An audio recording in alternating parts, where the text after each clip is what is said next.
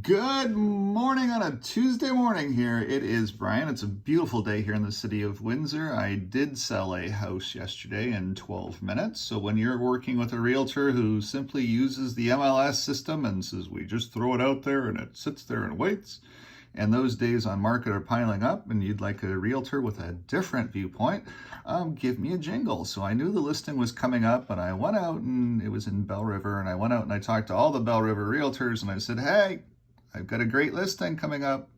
And so what we did last night was we listed it, we sold it all in the same day. So that client knows that that house is now sold. They don't have to worry about it sitting on the market for 4 or 5 or 6 or 7 weeks. It is gone. So if you would like a realtor that would like to sell your house fast, give me a jingle. That's what I do. But this is a stock market trading video. I wanted to show you Occidental Petroleum and the trade and the reason for making the trade, because the spreadsheet is getting me smarter and smarter and smarter. And the spreadsheet's non-emotional as well too. So here's Occidental Petroleum with its move from 65 to 61 to 57. So as you know, I sold at the open here, but as you also know, I stepped back in and rebought it again because the spreadsheet was telling me rebuy my 100 shares. So I did make some money off of it. I protected myself a little bit without having as much paper loss, and I'm now back in with my 200 shares at 62.75. I bought into them at about 59.19, I think it is. And I've had that 100 shares for a long time. I bought my other shares, but then I also bought the options because I'm trying to teach myself the options market as well too. And I'm going to show you that trade here in just a second.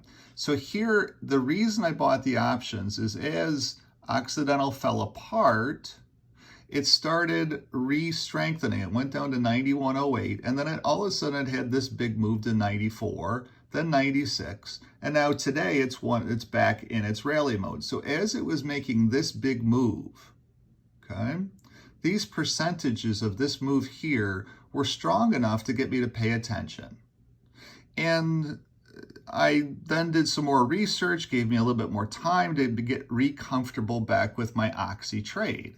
And then as we printed, notice how we moved here. We were in our rally, and notice how when we printed this number, the very next day, the stock moved, it stayed $65 a share, okay?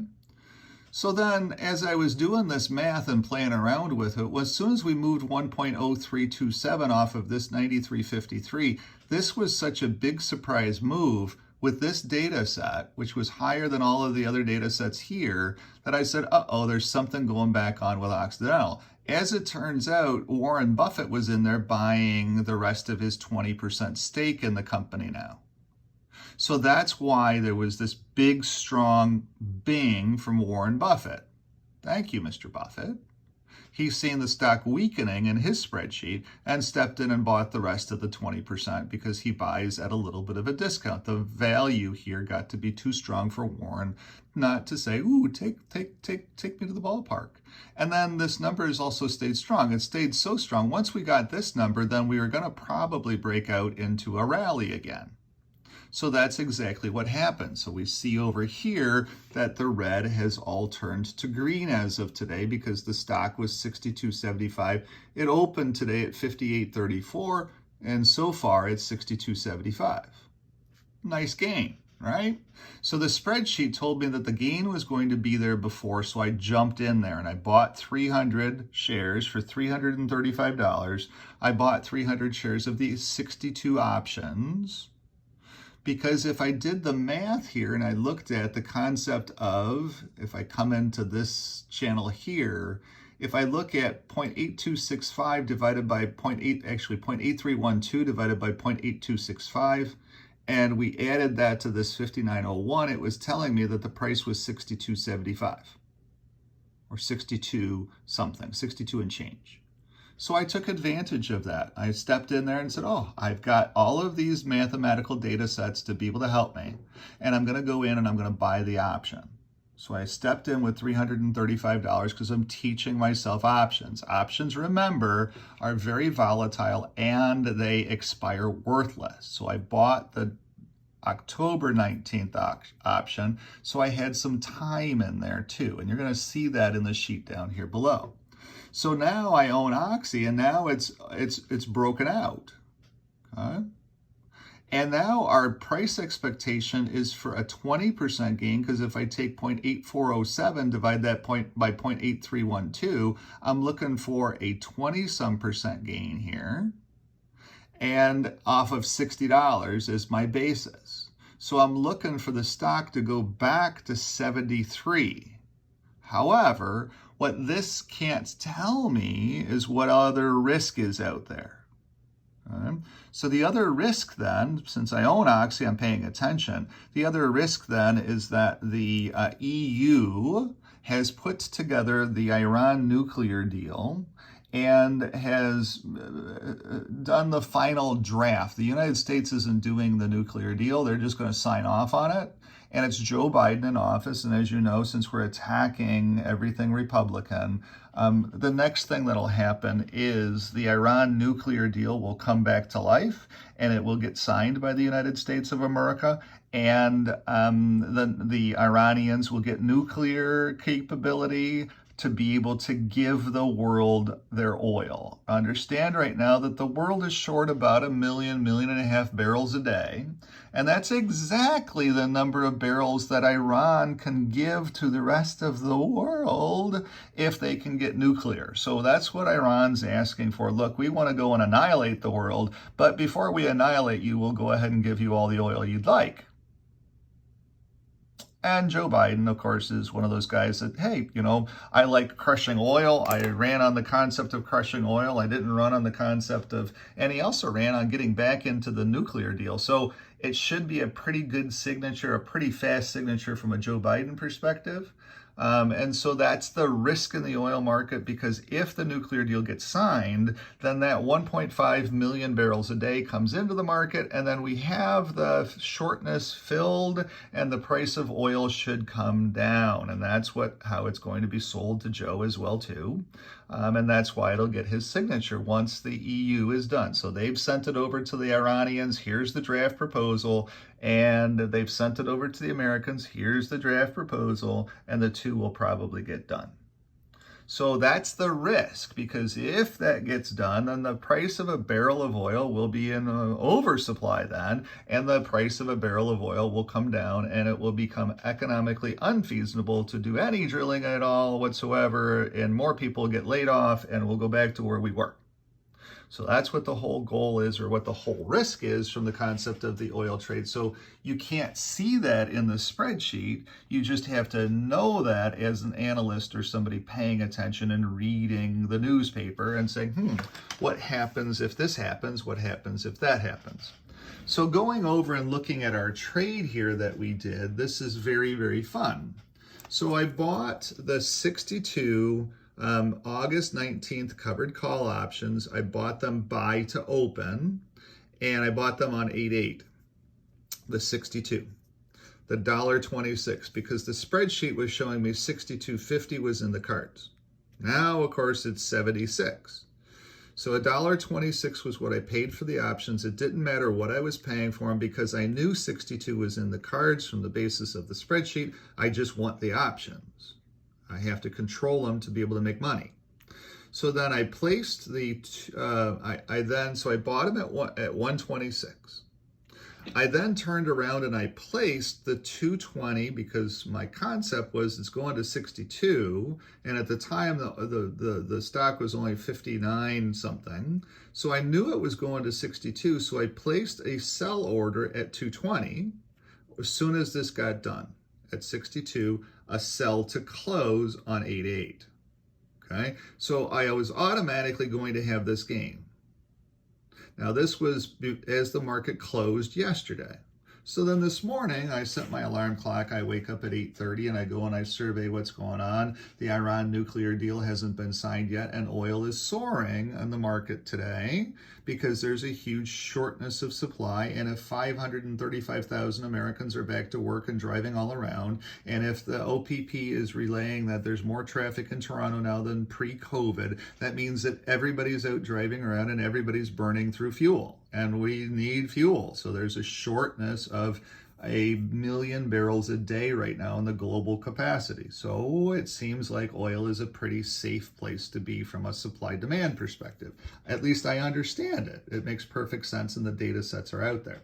So this morning as I woke up then, I realized, wait a second, oil is soaring, the Iran nuclear deal, the draft is just to both sides yet, so I still have a little bit of a breathing room from a risk perspective. So I went in and I canceled my 220 as the market was opening, and I made it 235 because as the market opened, there was a lot of a bottleneck at 240. So I'm like, well, it doesn't matter because I'm just in this learning myself, teaching myself this stuff, and having 235 is still 15 cents more on 300 shares, which is $45 for waking up and looking at the market. Okay, fine. I paid myself $45. So I went in and I canceled the 220s and I changed it to 235. That was instantly triggered. I made $235 of profit off of the spreadsheet. And now I'm looking for a little bit of weakness in Oxy. I still have my 200 shares. Keep that in mind. I'm letting that run. And then I'm thinking about coming back in and buying the options again once there's a little bit of intraday weakness in Oxy, because as long as it holds up and as long as we don't get a data set overnight of the Iran nuclear deal, then what we will see is we will see more demand for oil, and Warren Buffett is a really smart guy and I'm kind of playing along with him at this point in time. So at the end of the day, I don't have as much risk. I have the Iran nuclear deal risk. And that can happen and will probably happen overnight on a weekend so that nobody can complain about it. It will probably happen overnight on a weekend so that it's not even covered in the press. We're just back into the Iran nuclear deal where we're giving Iranians the ability to go ahead and blow everybody all up to smithereens for their oil. That's what the Democrat playbook is. Give everybody the opportunity to go to war over oil. So at the end of the day, that'll probably happen over a weekend. So it's not a weekend now. The draft proposal is just done, so they've got to review it and put, changes to it, whatever they need to do, and it probably won't happen until this weekend. So I have a little bit of time in my Oxy trade, but I don't necessarily want to be long Oxy as far as the options go going into the weekend. And if I can get Oxy to a point where it's like 65 or 66 before the weekend, I might sell the whole thing because that'll give me enough profit to be able to sit there and say, thank you, Oxy, and go back. I'm just worried about the Iran nuclear deal because of the guy that we have in the office. And the concept that he wants to crush the oil industry, and the concept that he ran on, I'm going to put us back into the Iran nuclear deal and I'm going to crush the oil industry.